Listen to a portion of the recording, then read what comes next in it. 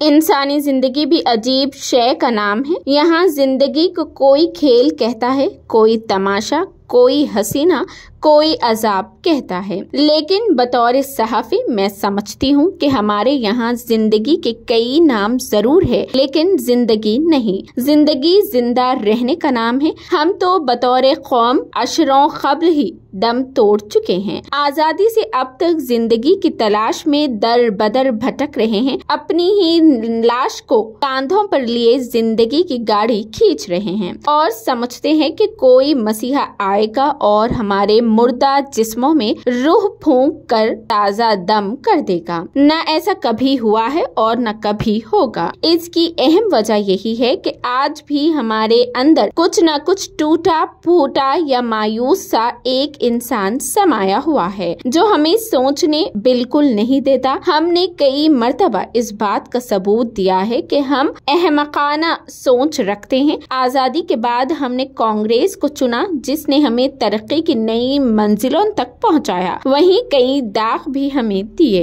हम दुनिया में साबित कर चुके हैं कि हम जात पात को तरजीह देते हुए अपने वोटों का इस्तेमाल करते हैं और एक ऐसी हुकूमत को तश्कील देते हैं जो बज़ाहिर खुद को सेक्युलर साबित करती है, लेकिन मुल्क में मौजूद मुख्तलिफ मज़ाहब के साथ इंसाफ नहीं किया जाता। हमारी जिंदगी ऐसी सियासत की मारी है। अब जबकि बशमौल तेलंगाना के 5 रियासतों में इलेक्शन का मौसम है, कई रियासतों में इंतखाबी अमल मुकम्मल हो चुके हैं। तेलंगाना में 30 नवंबर को वोटिंग होना बाकी है। ऐसे मौसम में वोटर्स को पजीराए हासिल है। लोग किसे वोट देंगे ये कहना क़ब्ल वक्त होगा, लेकिन राय दहिंदे हमेशा तरक्की के नाम पर वोट देते हैं। यहाँ वोट देने का हक बालिग शख्स को हासिल है जो 18 साल मुकम्मल कर चुका हो। अगर कोई हिंदुस्तानी होते हुए तर्के वतन कर चुका हो और कोई दूसरे मुल्क की शोहरत रखता हो तो ऐसे शख्स को वोट देने का इख्तियार नहीं। 18 साल से कम उम्र वाले शख्स या लड़का वोट नहीं डाल सकता। अब वैसे तो हमारे मुल्क में अमीर अफराद बहुत कम अपने वोट का इस्तेमाल करते हैं। उन्हें पोलिंग बूथ तक भी जाना गवारा नहीं होता। यहाँ मरता है तो सिर्फ गरीब आदमी। वो गरीब आदमी ही है जो अच्छी जिंदगी के चक्कर में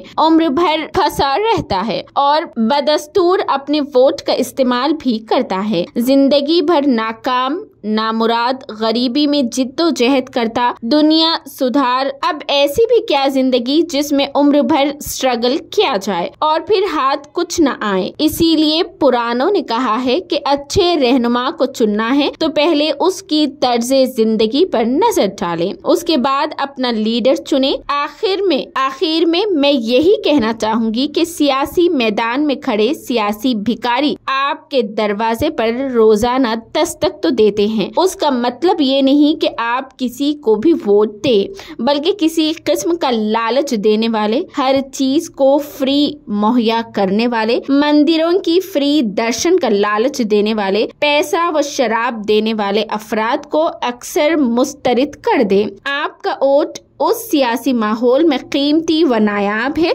जिसकी कोई कीमत नहीं है। इसलिए होश के नाखून ले, शरीफुल नफ्स शख्स के इंतखाब को यकीनी बनाएं, वरना आपके हल्के, आपकी रियासत और देश की तरक्की नामुमकिन हो जाएगी। आपका वोट आपकी आज़ादी को जाहिर करता है। अब जबकि इंतखाबी तशहीर का इख्तिताम अमल में आ जाएगा, कोई भी चैनल या अवामी नुमाइंदा इंतखाबी तशहीर से दूर रहेगा। उसकी खिलाफ वर्जी करने पर इलेक्शन कमीशन की जानिब से सख्त कार्रवाई की जा सकती है। अब से ठीक 48 घंटों के बाद वोटिंग का सिलसिला शुरू हो जाएगा। सुबह की अव्वलीन सातों से लेकर शाम 5 तक 6 बजे तक वोटिंग का सिलसिला जारी रहेगा। अवाम अपने घरों से निकलकर पोलिंग मराकज तक पहुंचेगी। हर इलाके में पोलिंग बूथ कायम किए गए हैं जहां इलाके की अवाम को वोट डालने का हक रहेगा। दीगर इलाके की अवाम उस मरकज पर वोट नहीं डाल सकेगी, लिहाजा जिस इलाके में आप रहते हैं वहीं पर आप वोट डाल सकते हैं। वोटिंग का अमल मुकम्मल होने के बाद इलेक्शन कमीशन की निगरानी में बैलेट बॉक्सेस को महफूज कर दिया जाता है ताकि